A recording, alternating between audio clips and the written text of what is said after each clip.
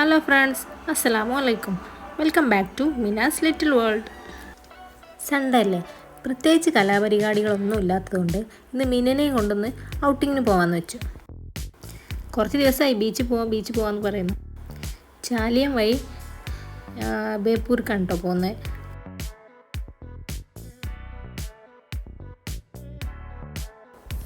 ഇവിടെ ജങ്കാറൊന്നും സ്റ്റാർട്ട് ചെയ്തിട്ടുണ്ടായിരുന്നില്ല.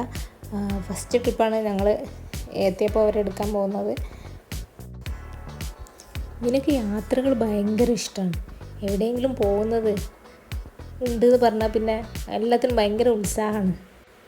ഞാനുണ്ട് ഞങ്ങൾ ജങ്കാർ വഴി ബേപ്പൂർ എത്തിയിട്ടുണ്ട്. ഇതൊക്കെ ഇപ്പോൾ അടിപൊളിയാണ് കേട്ടോ. ആദ്യത്തെ പോലെയൊന്നുമല്ല, നല്ല ഭംഗിയാണ് കാണാനായിട്ട്. നമ്മൾ വിഷു കൂടെ കുറേ ഓടിയൊക്കെ കളിച്ചു. അവർക്ക് മണലിൽ കളിക്കണം, അതിങ്ങനെ ചോദിക്കണം ആൾ. ശരിക്കും നമ്മൾ ഇവരെ കൊണ്ട് യാത്ര ചെയ്യണം. ഒരാളെങ്കിലും ചിരിച്ചാൽ അതവർക്ക് പുതിയൊരു അനുഭവമാണ്.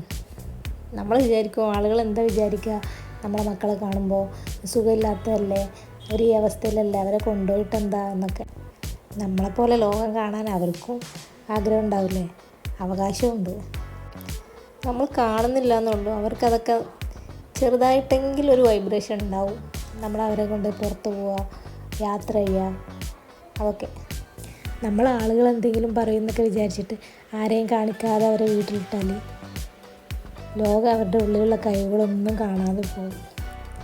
എന്തെങ്കിലും ഒരു കഴിവ് ദൈവം അവർക്ക് കൊടുത്തിട്ടുണ്ട്, നമ്മളത് കണ്ടെത്തണം എന്നേ ഉള്ളൂ.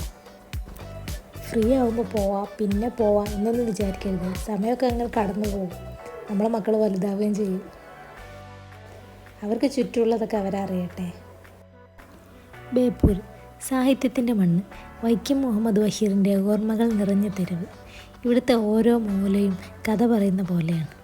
ഇത് വെറുതെ ഒരു യാത്രയല്ല, മിനയുടെ വളർച്ചയുടെ ഓരോ പടി കൂടിയാണ്. ജീവിതത്തിൻ്റെ ചെറുതും വലുതുമായ സന്തോഷങ്ങളെ കാണാൻ പഠിപ്പിക്കുന്നൊരു യാത്ര. ഇത് കോഴിക്കോട് കുറ്റിച്ചിറ. രാവിലെ നേരത്തെ ആയതുകൊണ്ടാവും വല്ലാതെ ആളുകളൊന്നുമില്ല, ഭയങ്കര ശാന്തത. ഇവിടെ കുറേ നേരം ഇരുന്നപ്പോൾ ആൾക്ക് താഴേക്ക് ഇറങ്ങണം, വെള്ളത്തിലേക്ക് ഇറങ്ങണം എന്നായി.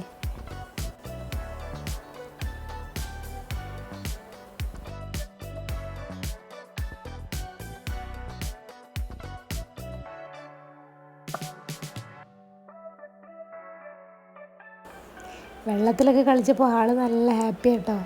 കണ്ടില്ല ആ ചിരി, ഇത് വീട്ടിലിരുന്നാൽ കിട്ടുമോ?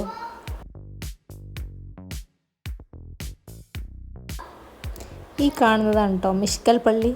14-ാം നൂറ്റാണ്ടിൽ ഒരു അറബ് വ്യാപാരി നഗൂദ് മിഷ്കൽ നിർമ്മിച്ചതാണ് ഈ പള്ളി.